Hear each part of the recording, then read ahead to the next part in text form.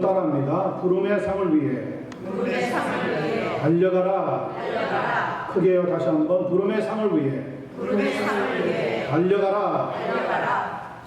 맞습니다. 오늘 본문에 보니까 달려가라 하는 말씀이 계속 언급되고 있습니다.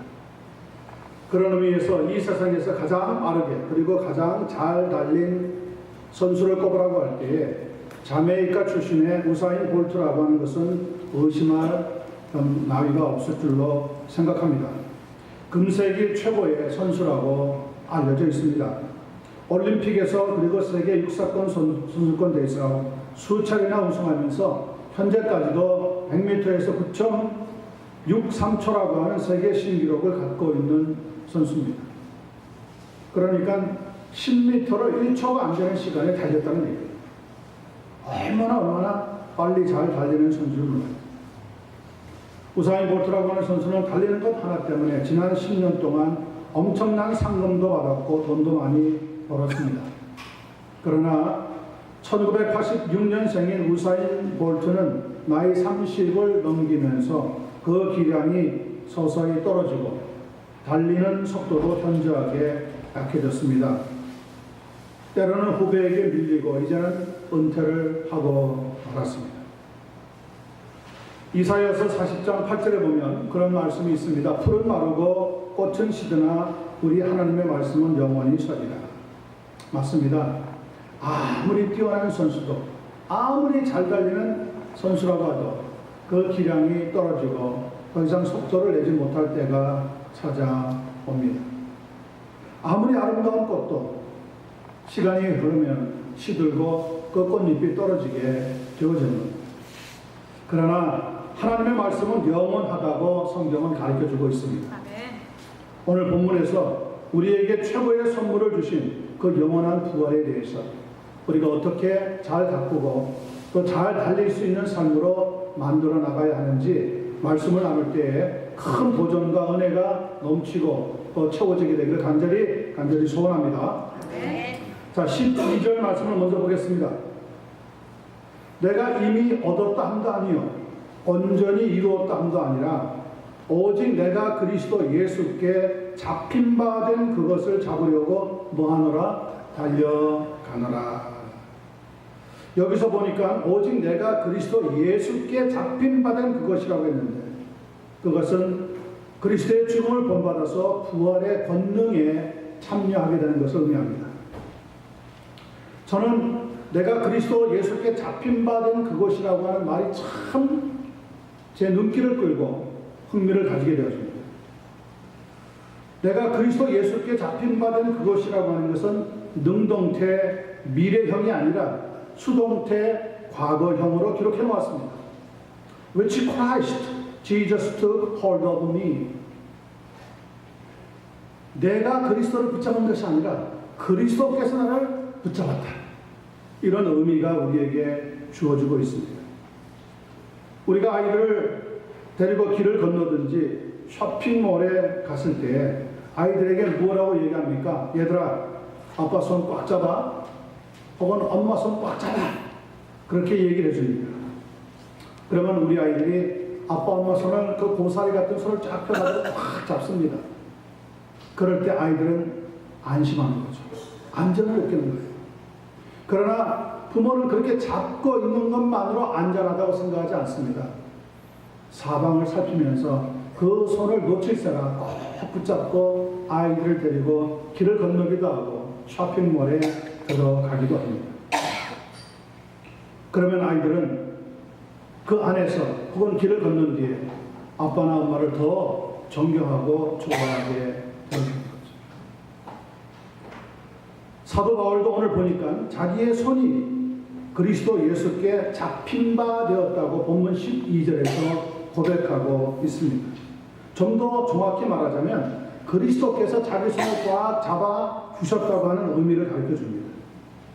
우리의 인생길에서 한 가지 분명한 사실은 우리가 예수님의 손을 붙잡고 있기 때문이 아니라 예수님께서 능력의 손으로 우리를 꽉 붙잡고 있기 때문에 안전하다는 것을 믿게 되기를 바랍니다. 아이들은 자기네들이 아빠 엄마의 손을 잡았다고 안전하다고 생각할지 모르지만 그 고사리 손으로 꽉 잡아봐야 얼마나 단단히 붙잡겠습니까? 아빠나 엄마가 잡아주는 손이 훨씬 더 단단하고 안전한 거죠. 우리는 때때로 착각할 때가 있습니다. 내가 믿음 생활을 잘해서, 내가 이렇게 기술을 잘 발휘해서, 내가 다른 사람보다 훨씬 더 기회를 잘 잡아서 이 정도까지 나왔다고 생각하는 그런 어리석은 우를 보갈 때가 있습니다. 아닙니다. 내가 붙잡아서가 아니라, 내가 잘 기회를 붙잡아서가 아니라, 하나님께서, 우리 주님 예수님께서 오늘 본문에 의할 것 같으면 나를 꽉 붙잡고 있기 때문에, 나를 붙잡아 주시기 때문에 우리의 삶이 여기까지 행복하게 나올 수 있었다는 것을 알 수가 있습니다. 그렇기 때문에 그 누구도, 심지어 마귀라 할지라도 우리를 예수님의 손에서 빼앗을 자는 아무도 없습니다. 우리 자신마저도 심지어는 예수 그리스도의 손에서 내 손을 스스로 내가 뺄 수가 없다는 말입니다. 요한복음 10장 28절 29절 말씀 들어보세요. 내가 저희에게 영생을 주노니 영원히 멸망하지 않을 터이요 또 저희를 내 손에서 빼앗을 자가 없느니라. 저희를 주신 내 아버지는 만물보다 크심에 아무도 아버지의 손에서 빼앗을 수 있느니라?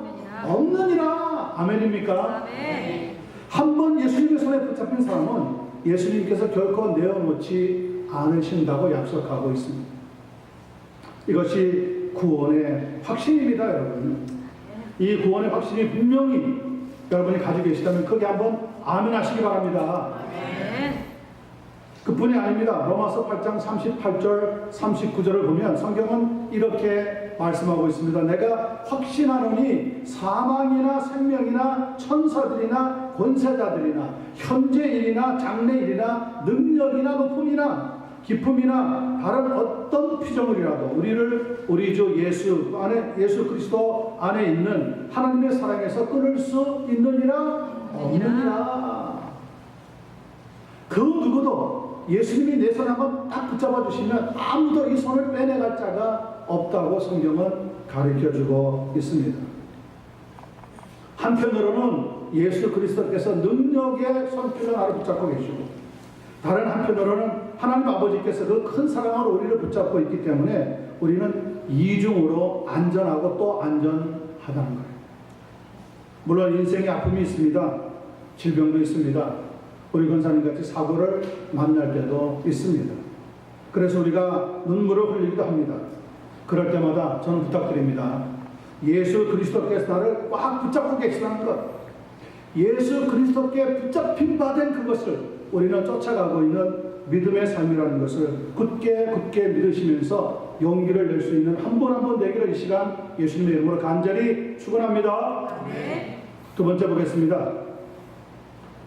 우리에게 최고의 선물이신 영원한 부활을 주셨는데 이 부활을 잘 붙잡고 나가기 위해서 무엇을 해야 되느냐? 13절 말씀은 이렇게 가르쳐주고 있습니다. 형제들아, 나는 아직 내가 잡은 줄로 여기지 아니하고 오직 한 일, 즉 뒤에 있는 것은 어떻게 하고요? 잊어버리고 또 앞에 있는 것을 잡으려고 달려가노라. 우리 성경에는 미완성으로 계속되는 어떤 문장으로 적혀 있지만 영어 성경이나 할라우 원본에는 이 13절은 완전히 독립적으로 하나의 문장을 이루고 있습니다. 여기에서 살펴보는 겁니다. 그리스도 예수께 잡힌 바 된 그것, 그 부활의 권능에 참여하려고 할 때 두 번째 우리가 생각해야 되는 것은 나는 아직 잡지 않은 줄로 여기고 살아가야 된다는 거예요. 다시 말하면 교만하거나 오만하지 말아야 한다는 겁니다. 그러면서 오직 한 일, 즉 무엇을 잊어버려야 합니까? 그래야 앞에 있는 것을 잘 잡을 수가 있죠. 뒤에 있는 것을 잊어버리는 것을 잘해야 된다는 거예요. 영어 성경에는 forgetting what is behind, 뒤에 있는 것, 바로 그것을 잊어버려야 한다. 그렇게 가르쳐주고 있습니다. 그런데 대부분의 사람들은 자기들이 품었던 감정이나 생각을 딱 끊지 못하고 미련을 갖다가 실패하고 쓴맛을 볼 때가 많이 있습니다. 예를 들어서 도박하는 경우가 그렇습니다. 끊지를 못합니다. 그래서 점점 수렁에 빠져들게 됩니다. 담배나 술도 그러합니다. 끊어야지 하면서도 끊지를 못합니다. 그렇게 빠져드는 것을 우리는 중독, 애딕되었다 이렇게 말합니다. 만약 마약에 중독되었다고 한다면 그 인생은 망칠 때까지, 그리고 쓰러지고 깨어질 때까지 그 중독에서 빠져나오기는 사실상 어렵다는 것을 알아야 합니다. 중독에 빠진 사람들이 처음부터 나는 안 빠질 거야 그러면서 여러분 중독에 빠졌다고 생각하십니까? 그런 일은 없습니다. 그들도 처음에는 단순한 호기심으로, 혹은 피어 프레셔 때문에, 혹은 반강요에 따라 한두 번 시도하다가 나중에는 중독이 되어서 그 삶에서 헤어나지를 못하게 되어 버리는 겁니다. 결국 돈도 버리고 몸도 버리고 나중에는 절망하고 탄식하는 인생으로 끝마치게 되어지는 겁니다. 창세기 13장을 보면 구약 성경에서 아브라함과 조카 롯이라고 하는 사람이 땅을 선택하는 장면이 소개됩니다. 롯이라고 하는 사람이 눈을 들어 바라본 땅은 어떤 땅이었습니까? 그 땅은 온 땅의 물이 넉넉하고 마치 여호와의 동산 같아서 풍요가 넘치는 애굽 땅과 같았더라고 했습니다. 그래서 그 땅을 바라보며 자기가 눈으로 보았던 그 땅을 바라보며 소돔 성까지 가서 살았습니다. 하지만 창세기 13장 13절을 보면 소돔 사람은 사악하여 여호와 앞에 큰 죄인이었더라고 분명히 기록해 놓고 있습니다. 죄의 결과는 반드시 치러져야 하기 때문에 끝내 하나님의 의로운 심판이 소돔 성에 임하게 됩니다. 그런데도 불구하고 소돔 사람들은 회개하지 않았습니다. 하나님의 심판이 곧 임할 것을 알게 되었던 롯은 자기 딸의 남편 되는 사위들에게 이렇게 경고를 했습니다. 그때 그 경고를 들었던 롯의 사위들이 어떤 반응을 보이는지 아십니까? 창세기 19장 14절에 보면 롯이 나가서 그 딸들과 결혼할 사위들에게 말하여 이르기를 여호와께서 이 성을 멸하실 터이니 너희는 일어나 이곳에서 떠나라 하되 그의 사위들은 어떻게 여겼습니까? 농담으로 여겼더라. 네, that's a joke.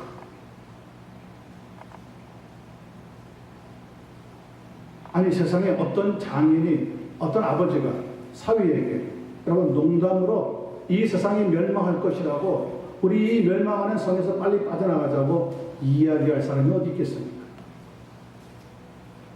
그렇게 진지하게, 그렇게 간절하게 이야기했는데도 죄악 성에 살고 있었던 롯의 사위들은 농담으로 여기고 성이 망하는 시간까지도 회개하지 않고 빠져나가지 못하고 멸망하고 말았습니다. 여러분, 롯의 사위와 같이 장인의 말을 농담으로 생각하는 그런 사위를 얻지 않게 되기를 바랍니다. 그런 사위를 얻으면 가정은 완전히 풍지박산이 되는 거예요. 해결책이 없었습니다. 결국 롯과 그 가족은 하나님께서 보내신 두 천사들의 도움을 입어서 겨우 소돔성을 빠져나옵니다. 여러분, 하나님의 말씀이 나를 강권할 때 그 말씀에 귀를 기울이시고 말씀에 순종하는 한 분 한 분 되시기를 바랍니다. 롯과 그의 가족들은 하나님이 강권에서 빠져나오게 할 때까지 소돔성에서 머뭇거리고 있었습니다. 그렇지 않겠어요? 어떻게 이곳에 와서 우리가 고생을 하면서 재산도 모으고 이제 좀 살만한데 하나님 여기를 또 어떻게 떠날 수가 있겠습니까? 우리가 이민생활 한국에서 건너와서 20년, 30년, 40년, 50년 되면서 겨우 정착하고 겨우 요만큼 지금 우리가 가지고 있는데 이거 다 포기하고 다른 곳으로 피난 가라고 할 때 여러분 쉽게 우리가 결정할 수 있겠습니까? 저는 롯이 아버지의 입장에서, 남편의 입장에서 충분히 머뭇거릴 수 있었을 거라고 생각합니다. 왜요? 우리도 그런 사람들이니까. 그런데 하나님의 말씀은 조용합니다. 하나님의 말씀은 타협이 없습니다. 나가라고 할 때 나가야 사는 겁니다. 아, 하나님 조금만 더 있다가요. 그러면 같이 멸망하고 하나님 말씀이 너는 변해야 된다 할 때 변하셔야 됩니다. 오늘 하나님의 말씀을 받아 순종하라 할 때 순종해야 합니다. 하나님 말씀이 이런 하면 아니 되는 것이다 그럴 때 하지 말아야 합니다. 그것이 우리가 살 수 있는 길입니다. 많은 사람들이 이 소돔의 멸망에 얽힌 이야기를 잘 알고 있습니다. 중요한 것은 그런데 그때 롯의 아내가 어떻게 되었는지 우리는 기억을 해야 한다는 겁니다. 하나님께서 롯의 가족들을 소돔성에서 떠나보내면서 신신당부하고 부탁한 게 있습니다. 뭐라 그랬습니까? 결코 뒤를 돌아보지 말라. 뒤를 돌아보지 말라. 뒤에서는 막 지금 소돔성이 막 무너집니다. 불이 타는 소리가 들립니다. 사람들의 아우성 소리가 들립니다. 온 세상이 시뻘건 불에 쌓여 있는 것 같습니다. 얼마나 궁금하겠습니까? 자기가 살았던 곳이. 우리가 한국을 떠나왔는데 한국의 사정 조금만 들어도 궁금해서 이렇구나 저렇구나 이야기하는데, 거기에서 자기 자녀들이 태어나고 거기에서 자기 자녀들이 지금 결혼까지 앞두고 있었고 거기에서 자기의 모든 삶의 터전이 마련되어 있었는데 막 멸망하고 무너지는 소리를 들을 때 그래도 롯은 참았습니다. 그 두 딸도 겨우겨우 견디면서 앞으로 나갔습니다. 그런데 누가 말씀이었습니까? 롯의 아내는 궁금해 미치겠는 거예요. 그 세상의 친구들, 그 세상에 있던 자기의 사업, 자기가 벌려놨던 일들, 만났던 이웃, 어제까지 뭐 했던 일들, 그런 것들을 놓을 수가 없는 거예요. 그래서 결국 미련을 버리지 못하고 뒤를 돌아보는데 그 순간에, 순식간에 성경은 어떻게 되었다고 말씀하고 있습니까? 롯의 아내가 소금 기둥이 되었더라. 소금 기둥이 되었더라. 지금도 사해 바다 근처에 가면 꼭 여인과 같은 소금 기둥이 하나 서 있다고 합니다. 그리고 그 밑에 이름표가 하나 붙여 있는데 뭐라고 되냐면 롯의 아내라고 하는 표가 쓰여 있다. 정말인지 아닌지 저는 몰라요. 그러나 성경에서 그런 경고의 말씀을 분명히 주고 있다는 것은 사실입니다. 몸은 소돔 밖으로 나올 수 있었지만 그 마음은 여전히 롯의 아내에게 있어서는 소돔성 안에 있었다는 것을 우리에게 보여줍니다.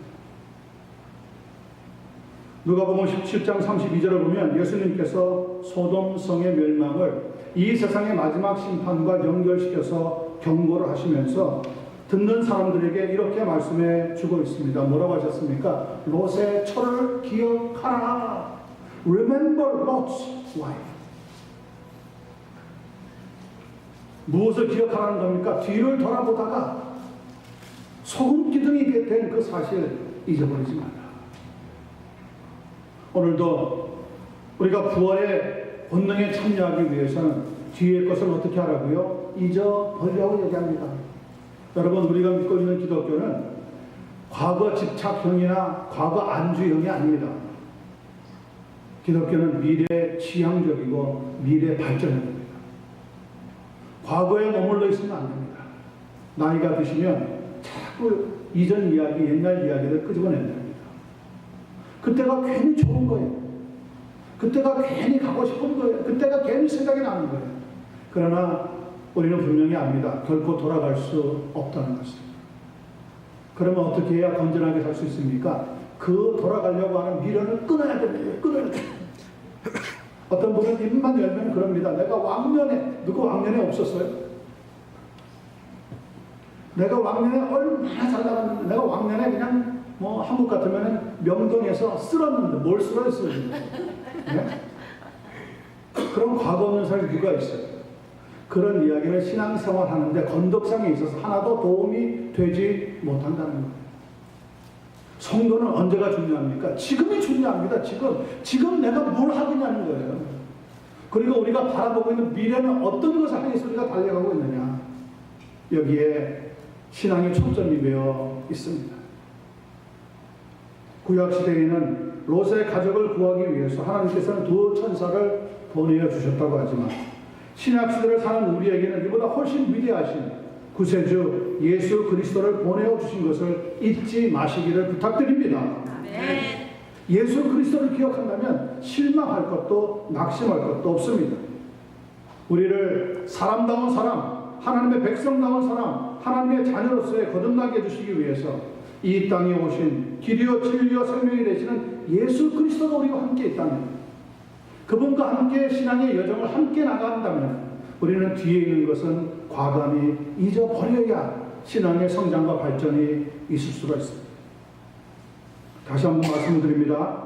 예수를 믿는 성도 여러분, 여러분의 과거 혹은 뒤에 있는 것 다 잊어버리시고 이제는 우리와 함께 하시는 하나님의 은혜를 붙잡고 믿음으로 앞을 향해서 나아갈 수 있는 한 분 한 분 되시기를 우리 주님 예수님의 이름으로 크게 간절히 축원합니다. 마지막 14절 보겠습니다. 부활의 권능에 참여하기 위해서 우리가 꼭 해야 되는 것이 무엇입니까? 14절 봅니다. 표대를 향하여 그리스도 예수 안에서 하나님이 위에서 부르신 무엇이요? 부름의 상을 위하여 달려가노라. 예수 믿는 사람들은 어떤 사람입니까? 이 땅을 바라보는 사람들이 아닙니다. 예수 믿는 사람들은 위를 바라보는 사람들입니다. 그 위에는 뭐가 기다리고 있어요? 하나님이 주시는 부름의 상이 기다리고 있다고 가르쳐주고 있습니다. 성도에게 있어서 부름의 상은 땅이 아니라 하늘에 있습니다. 위를 보려면 우리는 자기의 눈을 들어서 하나님을 우러러 보아야지만 합니다. 여러분, 그런 사람만이 어떤 사건 속에서도 하나님의 도우심을 받게 될 줄로 믿습니다. 대한민국이 1945년에 해방을 받았는데요. 그동안 독립운동을 이끌었던 이승만 박사라고 하는 분이 미국에서 귀국을 했습니다. 그리고 그 귀국을 국민들은 대단히 뜨거운 환영으로 맞아 주었다고 합니다. 당연히 사람들은 이승만 박사가 대한민국의 초대 대통령이 될 것을 기다렸습니다. 미국에 남아서 공부하면서도 동부에 있는 조지 워싱턴 대학교에서 학사를 마쳤습니다. 하버드 대학에 가서 석사 과정을 마쳤습니다. 프린스턴 대학교에 들어가서 국제정치학으로 박사 학위도 받았습니다. 벌써 오래전의 이야기죠. 그러니 얼마나 뛰어난 머리를 가졌겠습니까? 국민들의 기대는 당연히 높아질 수밖에 없었습니다. 일제하에서도 교육 계몽운동을 하다가 일제의 탄압을 피해서 하와이에서 한인학원과 한인학교를 운영한 경험도 있는 분이었습니다. 일제강점기의 국내의 사정을 외국에 알리면서 양해를 구하는 외교 독립론을 펼친 정치력도 있었기 때문에 대한민국에 있던 국민들은 대다수가 해방된 조국이 이제 곧 잘 사는 나라로 만들어질 것이라고 부푼 꿈을 꾸었습니다. 그리고 1948년 이승만 박사는 아쉽긴 했지만 남한 단독 정부 수립을 통해서 건국 대통령이 되고 초대 대통령으로 당선이 되었습니다. 여러분 생각해 보세요. 한 나라의 초대 대통령이 된다는 것은 정말 가문의 영광입니다. 다시는 초대 대통령이 나올 수가 없는 겁니다. 그러나 그분의 영광은 그렇게 오래 가지 못했습니다. 두 번의 대통령을 지낸 것도 모자라서 헌법 개정을 통해서 대통령 연임 제한을 폐지하고는 제3대 대통령이 또 되었습니다. 그리고도 1960년에 3.15 부정선거까지 치르면서 4대 대통령으로 선출이 되었지만 이미 분노한 국민들에 의해서 일어났던 4.19 혁명으로 말미암아 결국 대통령직에서 하야한 뒤에 쫓기다시피 미국의 하와이로 망명을 가야지만 했습니다. 그때 그분의 나이가 85세였다고 합니다. 그리고 하와이 양로원에서 5년 더 계시다가 90세에 사망하고 말았습니다. 겨우 13년 만에 초대 국부의 영광을 받을 수 있었던 사람이 수치의 자리에 떨어지고 말았습니다. 고 이승만 대통령에 대한 여러 가지 평가가 새롭게 나오고는 있지만 그러나 한 가지는 분명합니다. 한국의 현정 사상 처음으로 헌법을 유린한 최초의 독재자라고 하는 오명만큼은 역사의 무대에서 결코 지워지지 않을 겁니다. 대한민국과 같은 해인 1948년에 정부 수립을 한 또 한 나라의 나라가 지구상에 있습니다. 그 나라는 이스라엘이라고 하는 나라입니다. 이스라엘의 초대 수상은 벤 구리온이라고 하는 사람입니다. 그분은 12년 동안 수상직에 있다가 더 있어달라고 하는 정치가들의 요구와 친구들의 유혹을 뿌리치고 스스로 퇴임을 결정합니다. 이제 나보다 더 좋은 사람이 해야 합니다. 그리고는 퇴임한 뒤에 네게브 사막이라고 하는 곳으로 이사를 아예 가버렸습니다. 그리고 네게부 지방의 키부츠에 들어가서 사막을 일구는 농사꾼의 한 사람이 되어서 남은 생애를 살았습니다. 그의 나이 77세 때 일입니다. 그는 이스라엘의 앞으로의 희망은 사막의 개척에 달려있다고 말하면서 스스로 개척하는 한 사람으로 삶을 살았습니다. 이 키부츠 측에서 그에게 베푼 특혜라고는 조그마한 방 한 칸이 전부였다고 합니다. 두 사람이 놓으면 꽉 차는 조그마한 방 하나, 거기에서 그는 10년 동안 죽을 때까지 자기의 생애를 바쳤습니다. 그리고 87세에 세상을 떠났습니다. 오늘날 네게부 지역은 더 이상 사막이 아니라 가장 숲이 울창하고 기름진 옥토가 되어서 이스라엘에서도 수많은 사람들이 이주하고 싶은 지역 제1순위에 꼽히는 땅이 되고 말았다고 합니다. 여러분, 어떻게 한 사람은 존경받을 수 있음에도 불구하고 하루아침에 오만하고 욕심 많은 노정치가요 독재자라고 하는 나라에 곤두박질을 치게 되었고, 어떻게 다른 한 사람은 수상직에서 내려와서 사막을 일구는 농부로 살았음에도 지금도 그 나라에서 제일 존경받는 국부가 되었겠습니까? 그 차이가 도무지 무엇이었을까요? 저는 한 군데 있었다고 봅니다. 그들의 삶의 표대가 잘못되고, 한 사람은 자신의 삶의 표대를 제대로 세웠다는 것. 표대를 세운다는 것이 얼마나 중요한지. 우리가 운전할 때도 방향, 표대를 잘못 찾으면 한없이 하위에서 헤매게 됩니다. 나는 길치라서. 아니요, 길치가 아닙니다. 처음에 운전할 때 어디에 간다고 하는 분명한 방향을 못 잡기 때문에 가다가 길을 찾으려고 하니까 찾아지지가 않습니다. 오늘 본문 빌립보서를 쓰신 바울 사도라고 하는 분은 예수 그리스도의 부활의 권능에 참여하기 위해서 마지막으로 우리에게 들려주고 있는 교훈 한 가지가 무엇입니까? 여러분, 삶의 표대를 바로 세웁니다. 삶의 표대를 바르게 세우지 않으면 여러분이 아무리 뛰어나도, 아무리 머리가 똑똑해도, 아무리 많은 돈을 가지고 있고 권능이 있어도 그 권력 가지고 아무것도 이루지 못하고 패배자로 인생을 끝나게 되었습니다. 이승만 박사는 잘못된 표대를 가지고 있었기 때문에 해방된 조국의 초대 대통령의 자리에 올랐지만, 그러나 그때부터 그는 노욕을 부리기를 시작했습니다. 여러분, 나이가 드시면 욕심 부리는 거 절제하셔야 됩니다. 나이가 드셨는데도 자꾸 욕심을 내고 무언가 자꾸 소유하려고 하고 무언가 자꾸 가지려고 하면 주변에 있는 사람들을 괴롭히는 것밖에 남지 않습니다. 나이가 드실수록 가지고 있는 것이 없는 삶이 깨끗한 삶.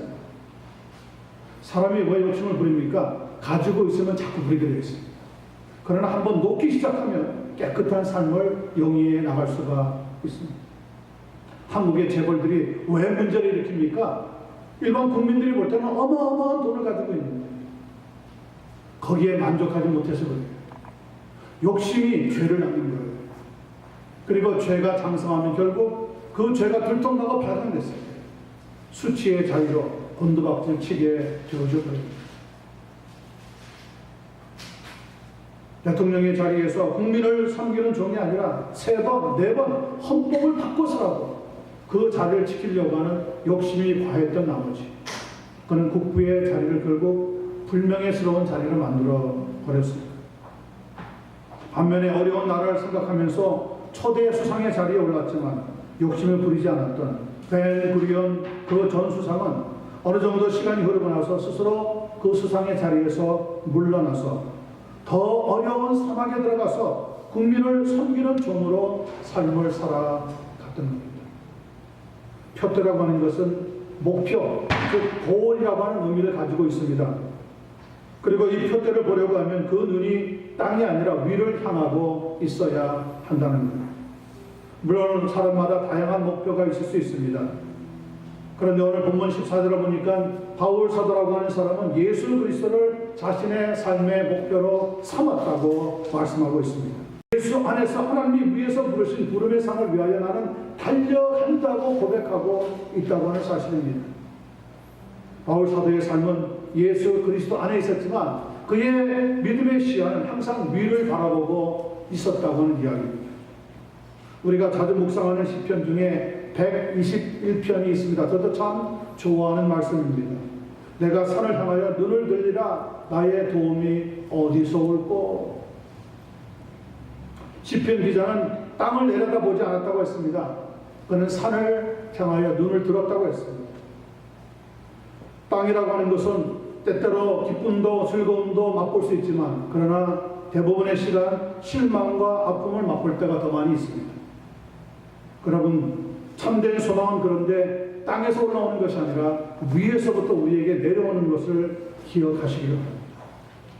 골로새서 3장 1절 2절 말씀입니다. 그러므로 너희가 그리스도와 함께 다시 살리심을 받았으면 위의 것을 찾으라. 거기는 그리스도께서 하나님의 우편에 앉아 계시느니라. 눈물과 고통과 탄식과 근심 가운데 시편 기자는 분명히 어려움을 겪고 있었을 겁니다. 그런데도 그의 눈은, 그의 믿음의 시야는 위를 향하고 있었습니다. 그리고 그 순간 깨달아진 것이 있었습니다. 이렇게 그는 시편 121편 2절에서 고백합니다. 나의 도움은 천지를 지으신 여호와에게서다. 우리를 돌보시고 모든 환난을 면케하시고 또 우리 영혼까지 지키시는 여호와 하나님이 우리와 이 순간에도 함께하고 있다는 것을 믿으시기를 바랍니다. 그뿐 아니라 우리의 출입을 지금부터 영원까지 지켜주실 수 있는 분은 하나님 한 분밖에 없다는 것을 굳게 믿으셔야 합니다. 소망과 확신은 언제나 위에서부터 내려오는 법입니다. 눈을 들어 하나님을 바라보는 사람은 지금 내 삶이 어떤 상황에 있어도 실망하지 않고 소망을 얻게 될 줄로 확신합니다. 요한복음 17장 3절에 보니까 영생은 곧 유일하신 참 하나님 그가 보내신 자 예수 그리스도를 아는 것입니다 라는 말씀이 기록되어 있습니다. This is eternal life, that they may know you, the only true God, and Jesus Christ whom you have sent. 이 말씀은 예수님께서 죽음의 잔을 앞에 두고 눈을 들어 하늘을 바라보시면서 하나님께 올려드렸던 마지막 기도 내용의 일부분입니다. 예수님은 죽음의 잔 앞에서도 눈을 들어서 하나님을 바라보면서 무엇라고 얘기했습니까? 영생이라고 하는 것은 참 하나님을 아는 것과 그 하나님이 이 땅에 우리를 위해서 보내주신 예수 그리스도를 아는 것, 거기에 모든 소망이 들어있다고 말씀하고 있다는 겁니다. 유일하신 하나님, 유일하신 예수 그리스도를 알지 않고는 영원한 생명을 얻을 수가 없다는 거예요.